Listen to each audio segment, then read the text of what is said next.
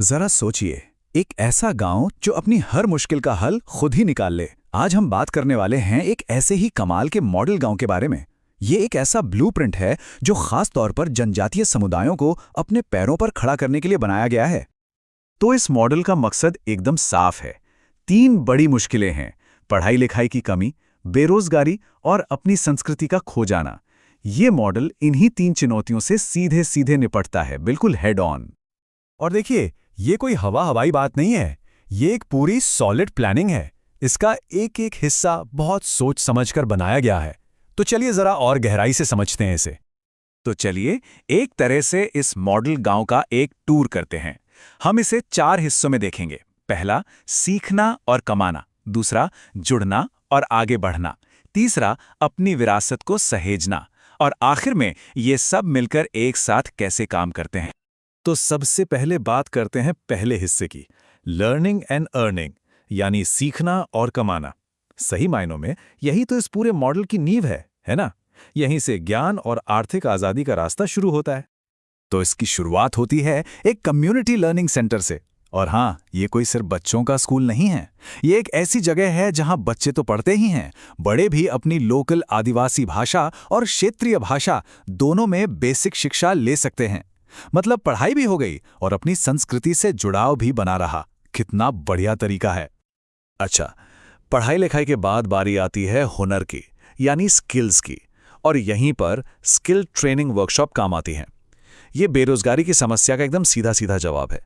यहाँ लोगों को बांस का काम, हैंडीक्राफ्ट्स, बुनाई और ऑर्गेनिक फार्मिंग जैसी प्रैक्टिकल चीजें सिखाई जाती हैं। और ये सिर्फ कोई हॉबी नहीं है, ये सेल्फ एम्प्लॉयमेंट के पक्के रास्ते हैं जिनसे लोग सच में आर्थिक रूप से आजाद हो सकते हैं। चलिए अब आते हैं हमारे टूर के दूसरे पड़ाव पर, कनेक्टिंग एंड थ्राइविंग, मतलब जुड़ना और तरक्की करना। इसमें हम बात करेंगे हेल्थ की, अवेयरनेस की और टेक्नोलॉजी के जरिए पूरी दुनिया से कनेक्ट होने की। तो यहाँ पे दो बहुत ज़रूरी चीज़ें हैं। एक है डिजिटल रिसोर्स कॉर्नर। सोचिए, यहाँ पे टैबलेट्स और स्क्रीन्स हैं जिनसे लोग ऑनलाइन लर्निंग कर सकते हैं, सरकारी स्कीम्स के बारे में पता कर सकते हैं। और दूसरी चीज़ है हेल्थ एंड अवेयरनेस यूनिट। ये एक हब है जहाँ पोस्टर्स और वीडियोस के जरिए हाइजीन, न्यूट्रिशन और विमेन हेल्थ जैसी ज़रूरी जानकारी दी जाती है। और सबसे कमाल की बात पता है क्या है? ये पूरा का पूरा सिस्टम सोलर पावर्ड है। जी हाँ, सौर ऊर्जा से चलता है। तो इससे पर्यावरण का भी भला होता है और गांव एनर्जी के मामले में पूरी तरह आत्मनिर्भर भी बन जाता है। तो अब चलते हैं इस गांव के दिल में, इसका तीसरा और बहुत ज़रूरी हिस्सा, सेलिब्रेटिंग हेरिटेज, यानी अपनी विरासत को सेलिब्रेट करना। ये वो हिस्सा है जो कम्युनिटी की संस्कृति और परंपराओं को बचाने और उनकी पहचान को और भी मजबूत करने का काम करता है।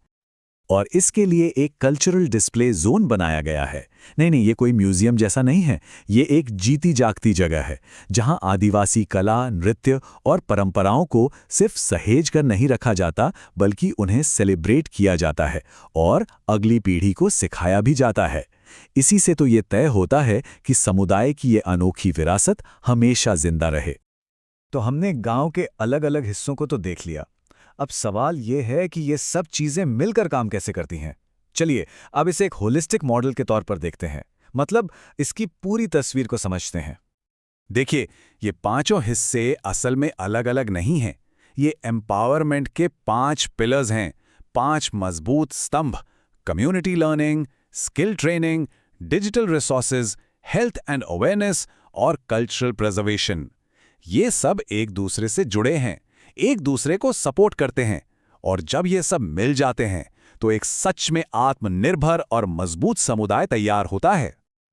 और ये सब देखकर मन में एक बड़ा सवाल आता है, क्या इस तरह का एक इंटीग्रेटेड ब्लूप्रिंट, एक मुकम्मल नक्शा दुनिया भर में दूसरी कम्युनिटीज की भी किस्मत बदल सकता है? ये एक ऐसा आइडिया है जिसमें सिर्फ एक गांव नहीं, बल्कि ना जाने कितनी जिंदगियों को बदलने का पोटेंशियल है।